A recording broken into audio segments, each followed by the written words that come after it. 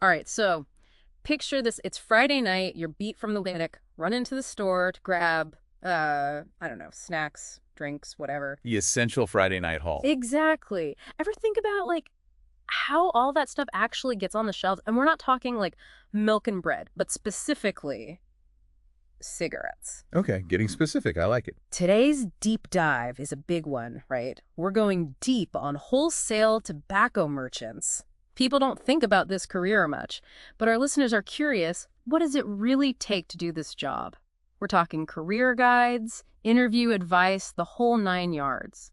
It's a fascinating world, honestly. I mean, yeah, the end product's controversial, we get it, but the job itself, way more strategy and logistics than people realize. Lots of relationship building, too. It's not just loading up a van and dropping off cartons, then. Not even close. I keep seeing this phrase pop up in the guides, too. Ensuring product availability for retailers sounds kind of fancy for what I thought this was. Right. That's the thing. It's all about being that link in the chain, You've got your big tobacco companies on one side and thousands of stores, gas stations, whatever on the other.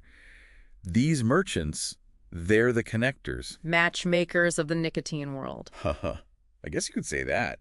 It's not just about taking orders, though. You got to analyze trends, anticipate what people want. Like imagine a heat wave hits good wholesale merchant. They've already predicted menthol cigarette sales are going to go through the roof. And they've made sure the stores are stocked up before the rush. Exactly. That's the level of strategic thinking we're talking about here. So not just delivery drivers then, almost like what? Consultants to the stores, advising them on what to buy and when? Absolutely. Plus, you've got the negotiation side, getting the best possible prices from manufacturers, maybe working out some sweet promotional deals, prime shelf space for certain brands. It's an art form. Someone's listening right now thinking, this is me, this is my dream job.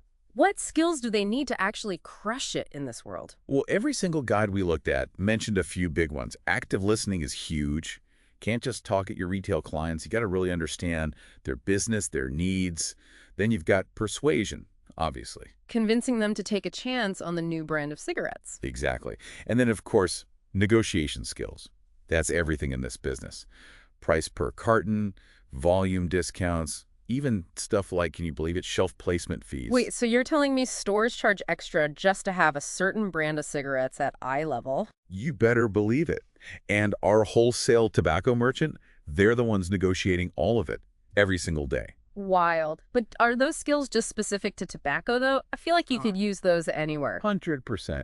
That's what I love about this. Sure, we're in the weeds on this one industry, Yeah. but these skills, active listening, persuasion, negotiation, you could take those anywhere. So it's about really getting into the head of that store owner, figuring out what makes them tick. Right? That's where the active listening comes in. It's like a rural convenience store. Their needs are going to be totally different from, say, some huge gas station off the highway. Totally different clientele, different products they're pushing. Exactly. And speaking of products, one thing that blew my mind in all this research, it's not just about the price of a pack of cigarettes. There's a whole other level of negotiation going on. Oh, yeah. Like what? Shelf placement fees. Like, you want your brand at eye level so customers see it first. That's going to cost you. No way. Oh, yeah, big time. Then you got your volume discounts, promotional allowances.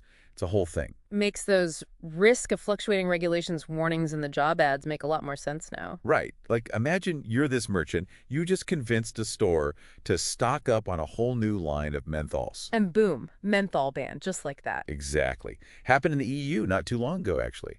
Whole industry had to scramble. Seriously, that wasn't just, for instance. Nope. Real deal.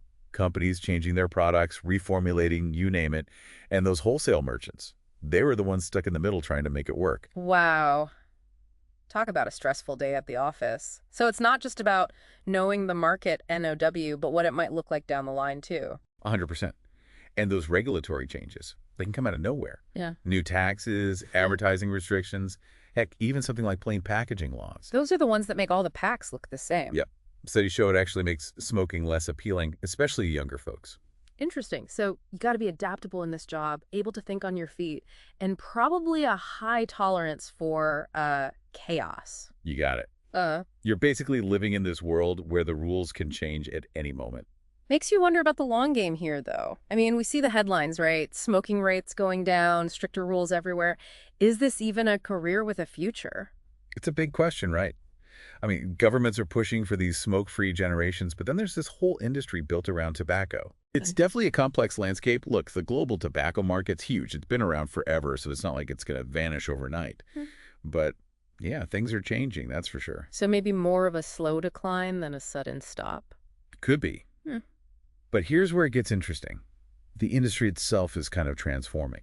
Hmm. You've got all these alternative nicotine products popping up, right? Yeah. Vaping, heated tobacco, all that. Right. And they're often marketed as being, less harmful. So they're attracting a whole new crowd, even as regular cigarette smoking goes down. Which means our wholesale tobacco merchant, the savvy ones at least, they're probably getting in on that action too. Learning the new products, maybe even specializing. Exactly. Yeah. And that's where those core skills we talked about, the market analysis, the negotiation, navigating the regulations, that's where it really pays off. Think about it. You're a merchant who's been working with these retailers for years. You know their business inside and out. You know how to make a deal happen. Now this whole new product category explodes. Who do you think those retailers are going to turn to? The person they trust, the one who's been there all along. Exactly. So yeah, even if the traditional tobacco market shrinks, it creates new opportunities for those who can adapt. It's all about evolution, right? Not just for the industry, but for the people in it too. It's 100%. Yeah. And that's a big takeaway from today. Any career, Yeah. but especially this one, you got to be adaptable. The world's changing fast, tech, social norms, everything. You learn quickly, embrace the new stuff. That's how you stay ahead of the game. So for our listener out there, the one who's super intrigued by all this, maybe even thinking about taking the plunge, what's a final thought for them? Do your research. Weigh the good and the bad. Any job has its pros and cons, right? The tobacco industry, yeah, it's got its challenges. But it's also in this really interesting phase. Lots of change happening.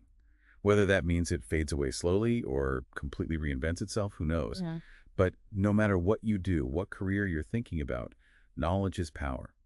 Learn the skills. Stay adaptable. That's always going to be a good investment. Couldn't agree more. Be informed, be adaptable, and most importantly, make choices that feel right for you, for your own goals and values. And on that note, we'll leave you to ponder the future of tobacco and maybe even your own career journey a little more deeply. Until next time on The Deep Dive.